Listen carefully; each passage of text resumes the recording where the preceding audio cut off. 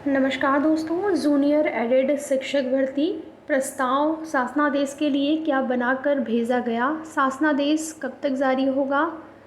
Cut off, merit, seat वृद्धि, सभी विषयों को लेकर बात करेंगे, तो वीडियो में लास्ट तक बने रहें। एक छोटा सा निवेदन आप सभी से, अगर चैनल पर नए हैं तो चैनल को सब्सक्राइब करके, वीडियो पसंद आए तो लाइक शेयर भी ज़रूर करें।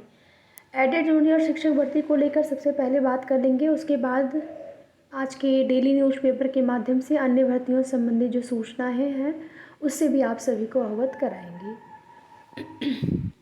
तो एडेड जूनियर शिक्षक भर्ती में जैसा कि अनवरत धरना चला और धरने में जो आश्वासन मिला, उस आश्वासन के आधार पर ये बताया गया आश्वासन में कि 2 से 3 दिन में आपका जो प्रस्ताव है वो बनाकर शिक्षा निदेशालय प्रयागराज से वो भेज देंगे। तो आज की डेट में जैसा कि मंडे है, क्योंकि सैटरडे तक जो है प्रस्ताव नहीं भेजा गया था, ठीक है, सैटरडे तक नहीं भेजा गया था, तो आज मंडे है। आज की उम्मीद है और जानकारी ये मिल रही है कि आज की डेट में, ठीक है, आज की डेट में आपका जो शासनादेश है वो बनाकर भेज दिया जाएगा। शासनादेश के लिए प्रस्ताव जो है वो बनाकर भेज दिया जाएगा। तो प्रस्ताव भेजने के बाद उस पर जो है आखिरी सहमति बनेगी, यानी कि जो प्रस्ताव जिस तरीके से भेजा गया रहेगा, सीटों की संख्या कितनी है, और इसी प्रस्ताव में आपकी सीट वृद्धि के साथ साथ मेरिट डिसाइड हो जाएगी, किस प्रकार से मेरिट बननी है। वैसे कट ऑफ तो डिसाइड नहीं हो पाएगी, कट ऑफ कितनी जा रही है, क्योंकि वो तो आवेदन लिए जाएंगे पहले।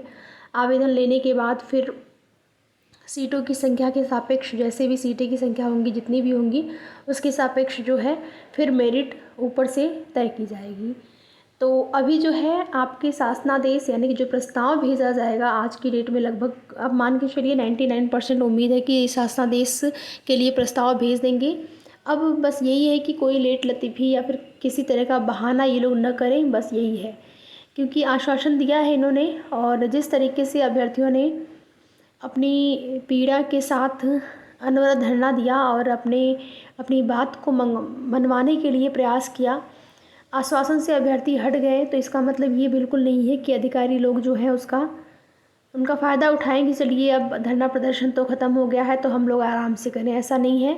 आश्वासन मिला है, मुख्यमंत्री जी ने भी निर्देश दिया है, जितनी भी यूपी में रिक्तियां हैं, जो भी रिक्तियां हैं, जो भी पद हैं, उनको भरा जाए। जो भी पद अभी तक जिनका आवेदन नहीं आया है उनका अधियाचन जो है वो भेजा जाए। पदों को लेकर जिनका अधियाचन मिल चुका है उस पर विज्ञापन जारी किए जाएं।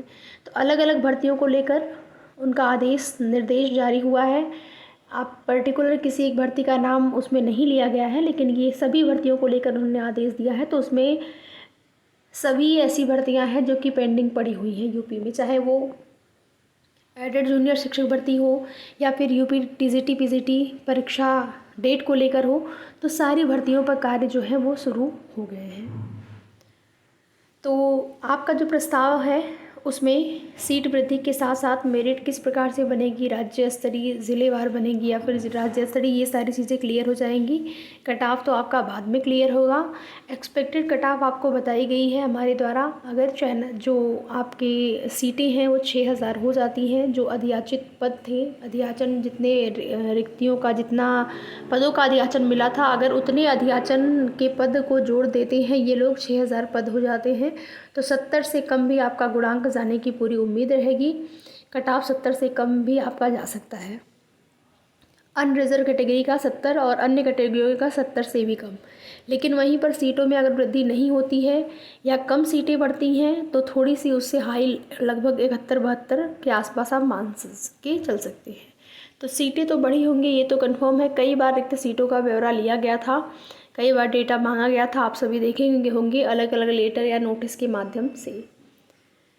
तो बस आज का वेट करिए, कल आपको अच्छी खबर मिलेगी कि प्रस्ताव भेज दिया गया है और प्रयास भी किया जा रहा है 1 से 2 दिन में जो है होली की छुट्टी से पहले एक आध बार और जो है अधिकारियों से मिला जाए। क्या वो लोग कह रहे हैं, जो भी एक्टिव सदस्य हैं आपकी भर्ती के, जो लगातार प्रयासरत हैं, उनके द्वारा कोशिश की जाएगी कि एक बार फिर से अधिकारियों से मिला जाए कि प्रस्ताव अभी भेजा गया कि नहीं। आज की संभावना बन रही है कि आज ये प्रस्ताव बनाकर भेज दिया जाएगा।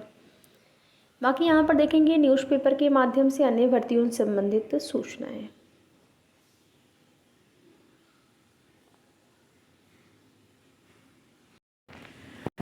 नया शिक्षा सेवा चयन आयोग बनकर तैयार है। परीक्षाओं को पटरी पर लाने के लिए रोज का लक्ष्य निर्धारित। लंबित मुकदमों के निस्तारण और पुरानी भर्तियों में उलझा शिक्षा सेवा चयन आयोग। कर्मचारियों और अफसरों से प्रतिदिन मांगी जा रही कार्यों संबंधित रिपोर्ट।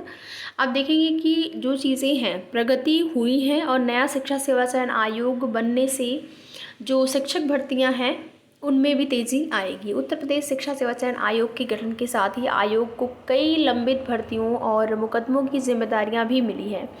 काम की अधिकता के कारण आयोग नई भर्तियों पर कोई निर्णय नहीं ले पा रहे हैं। ऐसे में लंबित भर्तियों और मुकदमों को निपटाने के साथ नई भर्ती प्रक्रिया शुरू करने के लिए आयोग के अध्यक्ष प्रोफेसर कीर्ति पांडेय ने अफसरों के लिए प्रतिदिन का लक्ष्य निर्धारित किया है। आयोग ने हाल ही में अशासकीय कॉलेजों में असिस्टेंट प्रोफेसर रसायन विज्ञान के शेष 13 पदों का लंबित चयन परिणाम घोषित किया और इसी के साथ टीजीटी जीव विज्ञान के 35 पदों पर लंबित इंटरव्यू कराने और चयन परिणाम जारी करने का दबाव भी बढ़ गया है।